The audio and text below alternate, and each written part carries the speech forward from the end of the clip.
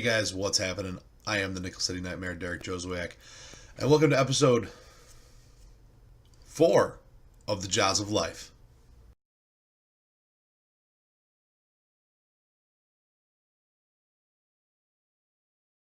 Alright guys, we're going to jump right into topic 1. It's going to be the only full duration topic. I got a few big things planned for this episode, so let's see what we got going on here. Topic number 1, something near and dear to my heart. I just actually left my parents' house not too long ago. It is dogs. Dogs. Love dogs. Big dog guy. Alright, love me some puppies. You got puppies? Bring them over. I want to play with them. You got old dogs? Bring them over too. I love them too. I just want to snuggle with all the puppies and all the dogs, all the canines. Okay? So, the topic here is something that irritates the crap out of me in the realm of people owning dogs. Not everyone is cut out to be a dog owner. Okay? Not everybody on this planet is cut out to take care of another creature. Some people can barely take care of themselves. For example, if you spend 4 to 5 nights a week getting absolutely shit-faced plastered, dragged in your house by some random dude that you decided to pick up that night, and wake up with a hangover the next morning and leave the house and you realize somewhere throughout the next day that you haven't fed your dog in 2 days, you don't deserve a dog. If you live a life where you dress your dog up in stupid costumes, and you know what, I'm going to rant on this one for a little bit. I hate dog costumes. I hate dog clothes. 9 times out of 10, I would venture to say 99 times out of 100, your dog may look adorable dressed as a snowman or a pumpkin or whatever the fuck you dressed him as, or a little cowboy or whatever. But I would say at least 98 times out of 100, that dog is miserable that you put him in people clothes, because they're not people. It's not funny that you dress your dog up and he's sitting there like, as you hold him up for 9,000 pictures and then put him down and he runs around the house. If you put something on your dog and he immediately tries ripping it off, he's not happy about it. If you put something on your dog that you've done this so many times that he no longer tries to rip it off, you've pretty much beaten him into submission of, you're just going to wear this for my enjoyment. Now, there are dogs out there, little tiny dogs. Now, my old man always says, if a dog doesn't come up to your knee, it's a cat.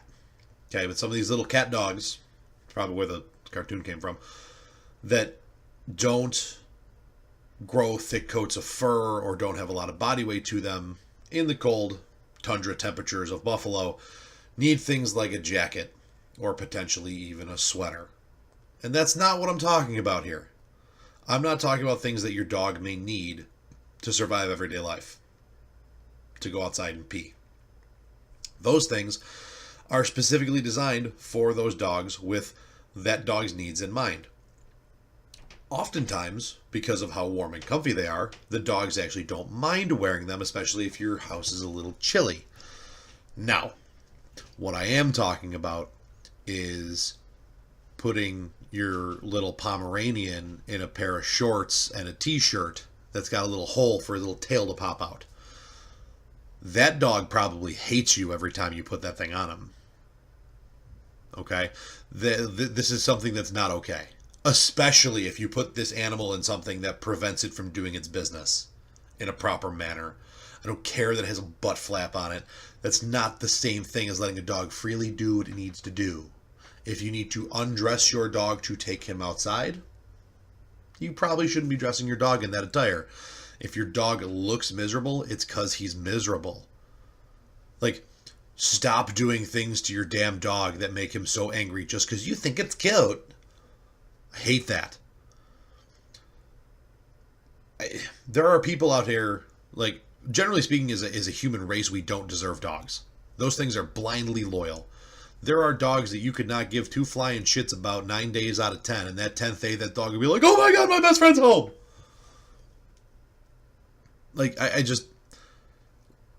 If you're going to take charge of an animal, of something that needs you to survive. That dog didn't choose you. That dog didn't walk into a house and go, that human. You walked through a kennel and said, I like that one. Or you went to a breeder and said, oh my God, this puppy's adorable. He didn't choose you. He didn't choose to live with you in your 1-bedroom apartment that's too small for you, let alone you and a full-grown dog. He didn't choose to live in a house where he's got to stay in a crate for 12 to 15 hours at a time before somebody comes over and relieves him of the now piss and shit-filled crate he's sitting in. You know, he didn't choose to live a life where he's constantly toted around because you just aren't ever home, so you take your little tiny rat dog with you to everywhere and anywhere you go and leave him locked in the car for God knows how long. And that's another thing. It's one thing to, like, take a dog somewhere and, like, leave him in the car with the windows open for 5, maybe 10 minutes. But when you go to a supermarket and you see somebody unloading a full-blown cart full of groceries, like the person who, if they were in the express line or the self-checkout line, I'd probably reach over and slap them because they have so much groceries. Like, and you see them unloading and there's 2 dogs in the car that are like, I want to reach over and slap you twice. Like, that's not okay. You deserve to... That animal deserves better from you. At that point, leave the damn dog home. If you can't leave the damn dog home, then, like, and put it in a crate and expect it not to tear up the house, like, then what are you doing? What are you doing that dog needs to sit in your car in, like, let's be honest, from, like, May, like, the end of, like, middle to the end of April and May, like, May 15th, and, like, September 28th to, like, November 4th in this area are the only 2 sweet spots that you can really leave a dog in a car and it be comfortable temperature-wise. From November 4th on, it's probably too damn cold. From May 15th on, it's too goddamn hot. And don't tell me, oh, but it's sometimes in May it's only in the 40s and the 50s. Yeah, do you ever get in your car on a sunny day and when it's 45 outside and you get in your car and you're like, oh, wow, it's hot in here. How the hell did it get so hot? Yeah, the sun does shit like that, idiot. Leave your damn dog home if you're going shopping, if you're going to the mall. Yeah, I saw one of those one day. Walking into the mall, the big mall in this area, and there's a dog in a car. What did you need to bring your dog to the mall for? I don't understand. And if you can't plan for your dog potentially getting into things like food that may be poisonous to it, then you probably should reevaluate your existence and your life with your dog too. There are people out there who have large houses and big backyards for these beautiful, beautiful animals.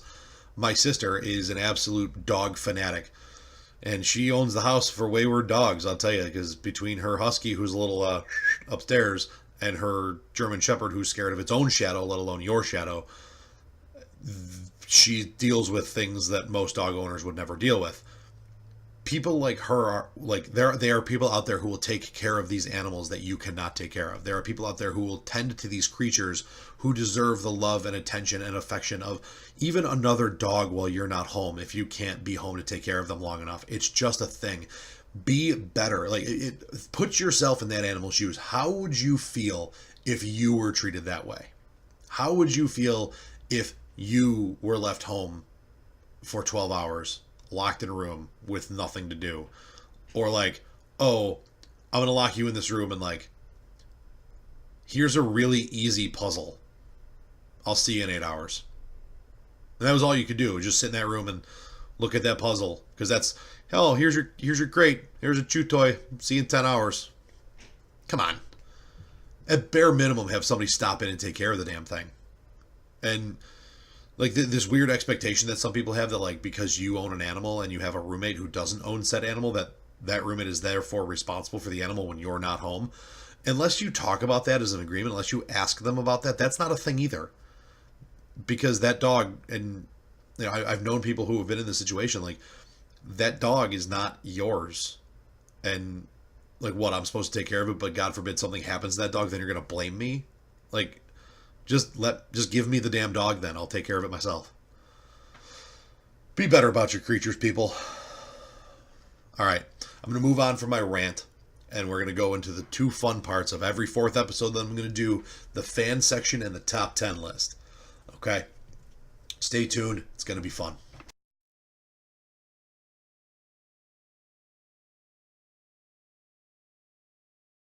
All right, guys, welcome back. We're going to go into the fan reach out section here. This one's going to be a little short because we're just getting this thing off the ground. It's going to be, I'm going to answer, I believe I got 2 questions here, and I'm going to give 2 people random shout outs because, they commented on my shit and I kind of enjoyed it. So, question number 1 has just been a general consensus question across the board for people that I talk to about me doing this podcast or whatever, via at work, just about and around.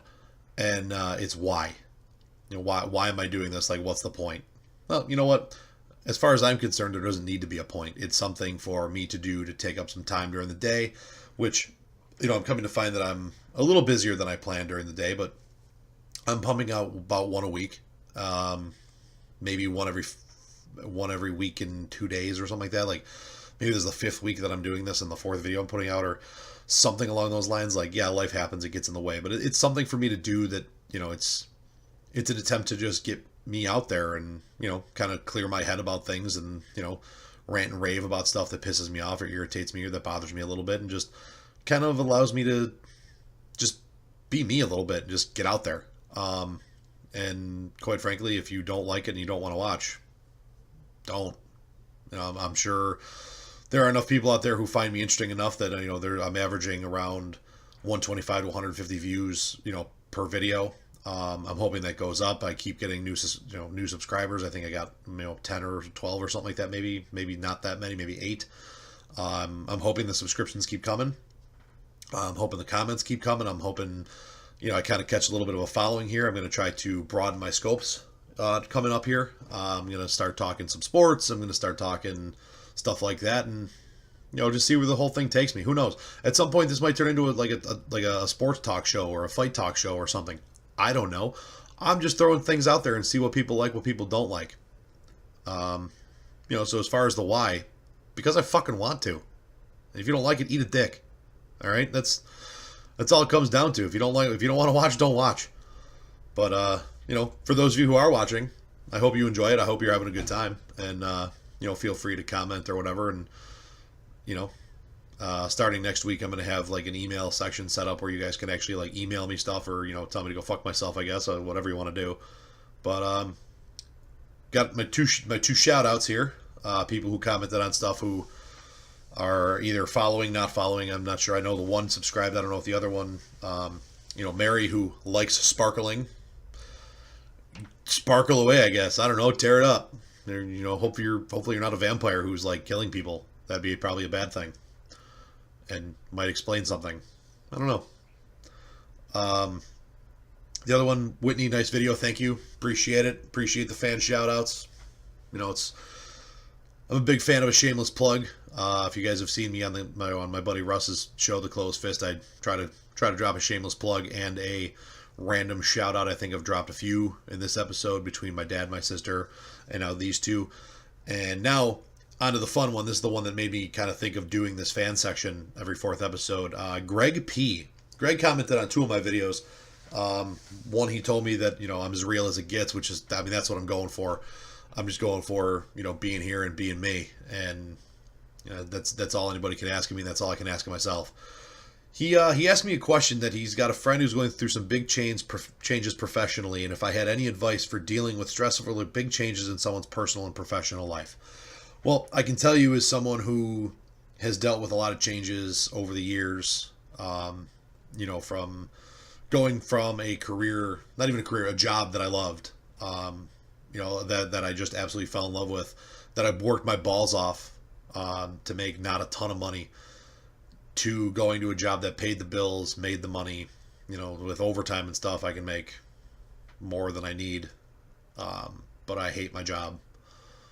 Because it's, the hours suck. It's what you do. It's part of the job. And if, for those of you who know what I do, you get it. For those of you who don't, I'm not going to go there because I'm trying, I'm not going to put employers or anything about my job on blast or anything.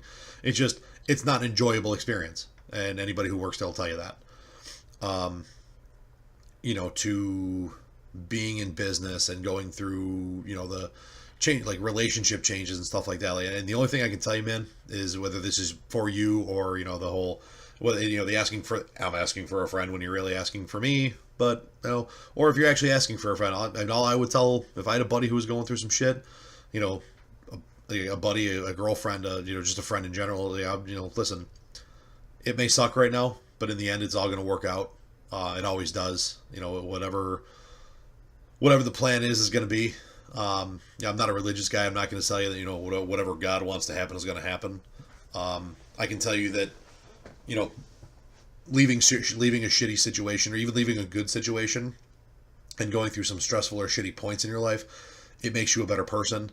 It kind of builds character, and it makes you, even if the situation doesn't somehow end up better for you, you end up better for going through those tough things. I've always believed that the sharpest steel is forged in the hottest fires. And I've always believed that, iron sharpens iron. So hard situations make hard people. And the harder you are, the easier it gets to get through harder shit later on. The more you've been through, the more you're able to get through. That's just how we're built as people. You may not realize it, but every single time that you've looked at and said, yeah, you know what, I can't. Guess what? You're here and you did. So you can. And you can tomorrow. You did today, you can tomorrow. You did it yesterday, you can do it again. That's just how it is. We lose track of that sometimes. We lose track of the fact that some people, you start going through the shit and you get lost in the shit sometimes, and you forget that you've been in the shit before. And you forget that the shit ain't forever, because it can't be. It just can't. There's got to be an end, and as long as you're willing to do what you need to do to get out of the shit, you're not going to be in the shit forever. The only people who stay in the shit forever are the people who choose to stay there. So I hope this was or not successful. I hope this was helpful. Just keep on trucking, keep on moving forward, just get through it day by day, one step at a time, man. That's all I can tell you. And I hope this is helpful. And if you have any more questions, anything you just want to hear me rant on something, feel free. I really enjoyed this. This was my first comment, my first question that I got from somebody. So I'm hoping that this is a trend and people comment more, ask more things, give me topic ideas, because sometimes I sit here and I want to shoot today, but I don't really know what I'm going to talk about because nothing's pissed me off the last 3 days, kind of thing. So, this was a lot of fun. It was, like I said, it was short, but hope you guys enjoyed it. And coming up next, the top 10.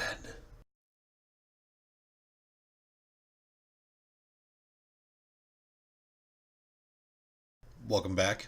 And this is something I've been excited for. It's something that, thank God, MySpace doesn't exist anymore, because I used to do these in writing via my MySpace blog or whatever the fuck it was called.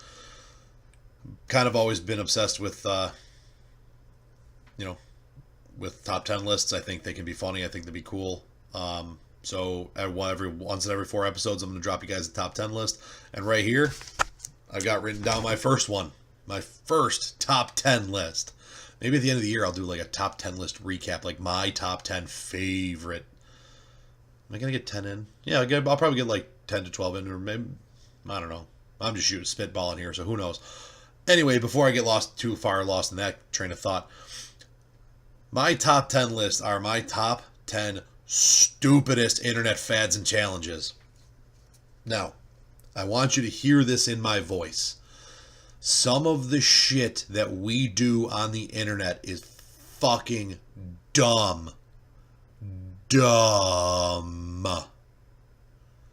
Here is my top 10 list of the stupidest shit that the internet has produced in fads and challenges. Number 10, one of the originals, focused on by The Office, planking. Who or what caused this to be a thing, where you just lay awkwardly in weird places for people to find you? Oh, I walked into the bathroom and there's somebody just laying like a board across the top of the stalls.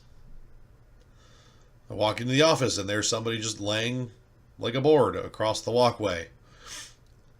I don't understand it. I don't know what it did. I don't know what it was for. I don't get why that was a thing that was a thing. Which is why it's number 10. And it seems like one of the things that started a lot of these other things that we had going on. Number 9, the Cinnamon Challenge.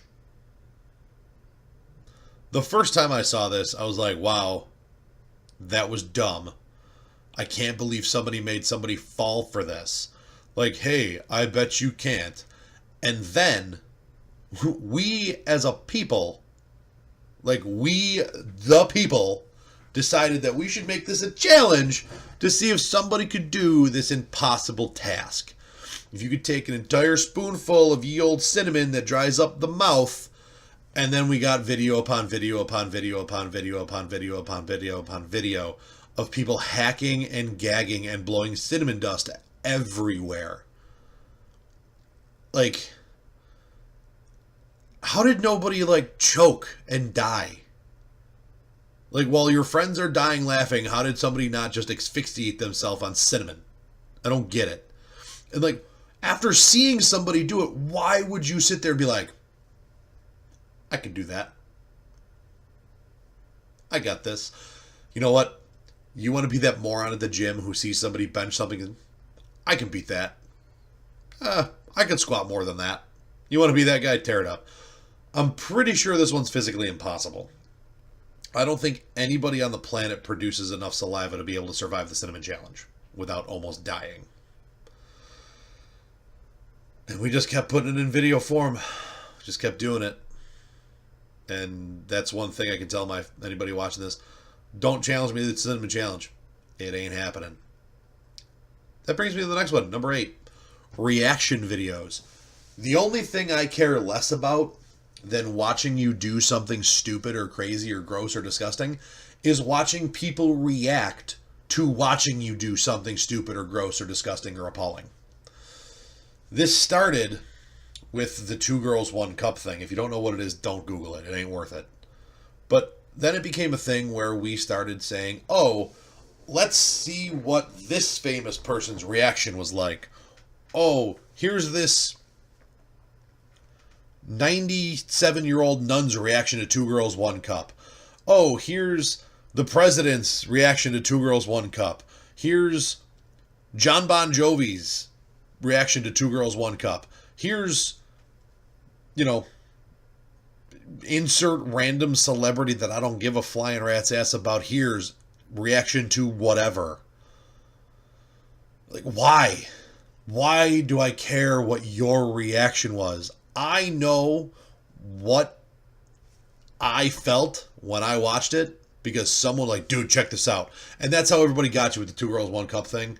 Was like, dude, check this out. And like, for me, I was in college. It was like, dude, it looks like porn. I wonder what they're showing me. And then you watch the disgusting grossness and you want to put a bullet in everybody's head that is around you for making you watch that while they laugh their ass off at your reaction. Live reactions are funny.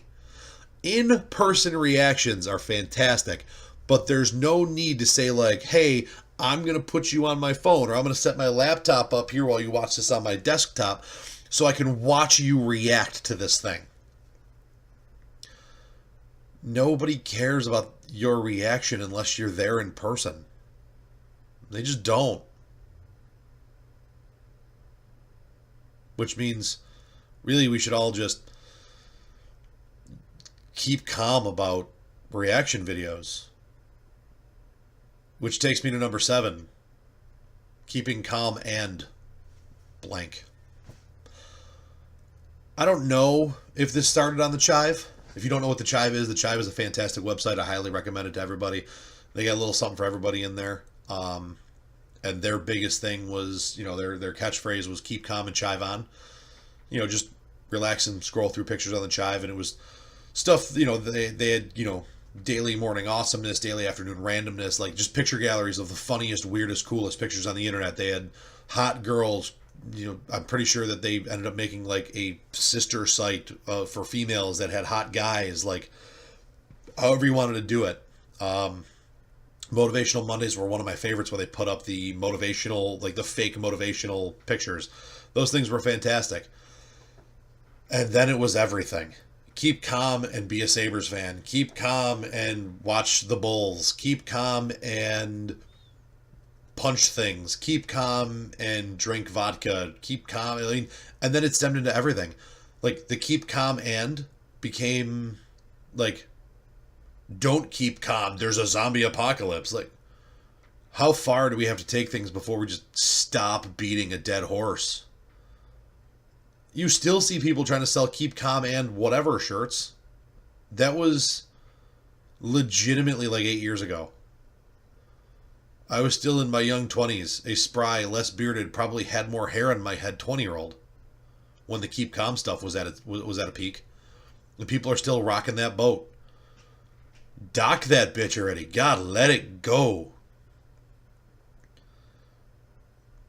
Number 6 is a fairly more recent trend. The water bottle flip.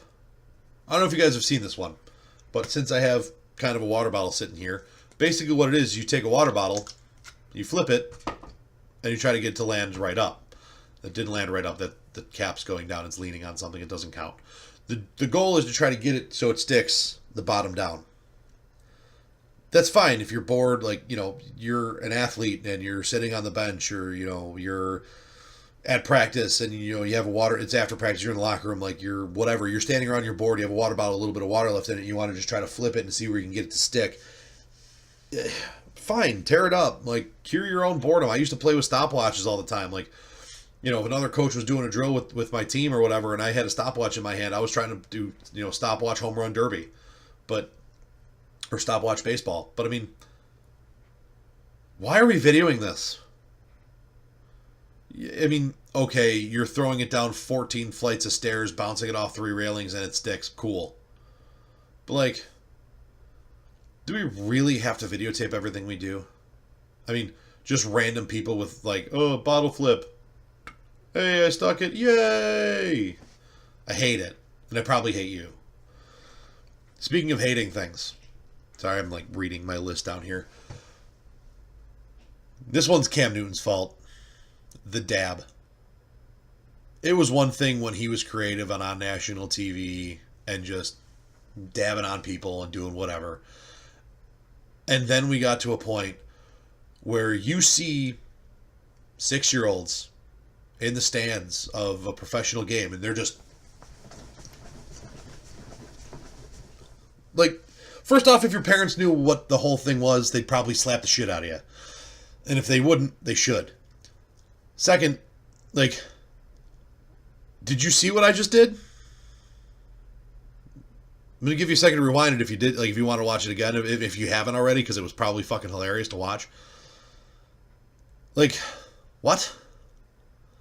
Come on. Like, can we be better, please? Can we come up with better shit? I don't get it. I don't like it. Stop. Stop. Down to number 4. The roast me. Some of these are hilarious, okay? And I will admit to taking part of this guilty pleasure, but I will never understand why you post a picture of yourself holding something up that says roast me. And then not only do people do it, but some of the savagery that's out there. Like this girl, like, roast me. Oh, you look like Tom Brady's dyslexic little brother. I'm obviously not one of the hilarious people that comments on these things. But, like, why would you ever subject yourself to open, like, come up with the most insulting thing you can possibly say about me and post it on this picture on my wall, on my Facebook, on my Tumblr, on my Reddit, on my whatever? Like, why are we doing this? Because you know darn well that these people are going to pick things about you that you either already know and don't want to be picked on for, or things you never thought about, which is going to open up a whole new can of worms of insecurities. I just don't get it. The guy who does get it stars at number 3. Chuck Norris facts. Again, I did enjoy these. For the longest time, they were really, really funny. And there's still some that pop up from time to time that you haven't heard. Things like, Chuck Norris doesn't teabag people, he potato sacks them. Chuck Norris doesn't do push-ups, he does earth downs. The flu has to get a Chuck Norris shot every year. Stuff like that. The problem is that one was like the most recent because of the big flu epidemic we had this year, and people have gotten to a point where not only have they taken it too far, but then to boot, we have this issue where we are starting to do it with everything. The first time somebody does some weird superhuman thing, not only do they become a meme, but then they start getting like feats of strength type things about them, which feats of strength are awesome. I used to. There was a kid I terrorized in college with those because he was just a douchebag and he deserved it because that's like just the way he spoke. But I'll cover him probably at some point in my life. But I mean, like then the Chuck Norris facts started opening the door for like the most interesting man in the world, where, you know, I don't always do podcasts, but when I do, I wear a hat. Like, it's because I'm bald and I wear hats. Like, it doesn't need a meme about a Dos Equis commercial or whatever the hell that beer was. Like, I mean, come on. Let it go. Let it die. Even the Chuck Norris reaction video to the Chuck Norris facts was stupid. Also, has anybody seen Chuck Norris lately? It looks like him, like the ghost of Chuck Norris hangs out with the ghost of Sammy Sosa and they don't really know what to do with their lives. It's kind of funny. Number 2, speaking of lives, YOLO. The depiction of YOLO through media and the arts, specifically, and I'm not trying to pick on a genre, and I'm not trying to be called racist here because God knows someone's going to go there, but like pop, rap, hip hop, like the phrase YOLO, you only live once. Like, I get it. And from a philosophical standpoint, it's a fantastic thing. Live your life to the fullest. Live your life so when you're on your deathbed and you're thinking back, you don't sit there and think, I wish I would have, I kind of wanted to, the shoulda, woulda, couldas. You want to avoid those, I get that. But that's not what these people talk about when they say YOLO. You'd see people like, need to eat healthy, went to McDonald's. YOLO. Said I wasn't going to drink tonight. 6 shots in. YOLO. No, like, for the first time in my adult life, the Buffalo Bills made the playoffs. So I chose to get in a truck with 3 other people, drive our asses down to Jacksonville, watch the game, and drive our asses back. You know why? Because the way things go for Buffalo sports, I don't know when we might see a playoff game again. So, YOLO. Getting messed up, blackout drunk, or partying so hard you don't remember your first name the next day, that's not a YOLO thing. That's a shut up and grow up thing. Or, you know, don't shut up and grow up. If you're 21, 22 years old, and that's, I mean, we all got to go there. I was there at one point. But I wasn't saying, you only live once, you got to party hard, bruh. It's not my style. I was partying hard. Don't get that twisted. But I wasn't like YOLOing about partying hard. There's bigger things to fry in life, bigger fish to fry, better things to do. Now, number 1, the single stupidest challenge / fad on the internet. How could it not be Tide Pods? Are you kidding me? In what world do we live in that teenagers, people who have a semblance of a formed brain, are walking around videotaping themselves eating laundry detergent? You know, it's bad enough at one point, like, somebody was able to sue and win millions for their kid drinking antifreeze or windshield washer fluid because it kind of looks like blue or orange or green, like it could be a Huggy but in jug form. I have never looked at a Tide Pod and thought, this looks delicious. The only thing I've ever thought to do with the Tide Pod, aside from throwing it into the washing machine to wash my damn clothes, is to see how hard I could throw it at something before it popped. Because it looks like a ready-made water balloon. that doesn't look like candy, that doesn't look deliciously edible. It looks like you're an idiot who likes to poison yourself, and you need to stop and think about what you're doing before you do it. You may as well go jump headfirst off a diving board into a pool with no water. That's about as dumb as what you're doing. And the fact that the internet made this popular and okay for people to do, that now we're passing laws to tell Tide to make their detergent look less appetizing. I mean, the caution hot thing on a cup of coffee is dumb enough. The don't use your toaster in the bathtub thing is dumb enough. The don't blow dry your hair in the running shower thing is dumb enough. We shouldn't have to live in a world where we have to tell people this substance that is not made for consumption needs to be made known better that it's not made for consumption. Hey, you want to eat one of these tasty treats I found? Where'd you find them? The laundry detergent aisle. What? Is this really the world we're living in? I mean, come the fuck on at this point. And I'm not going to apologize for my language because this is stupid. And I'm trying everything in my power to not go on a tirade and a rant that's going to piss everybody off and use words that I'm not supposed to use on the internet. But it's dumb. It's just friggin' stupid. Thank you for following me through my 18.5-minute top 10 list. Hopefully this episode does not really supersede the half-hour standpoint too bad. Thank you guys for watching, and I'll see you next time on the next episode 5. The five-time episode of the Joz of Life. I'm the Nickel City Nightmare. I'll catch you guys later.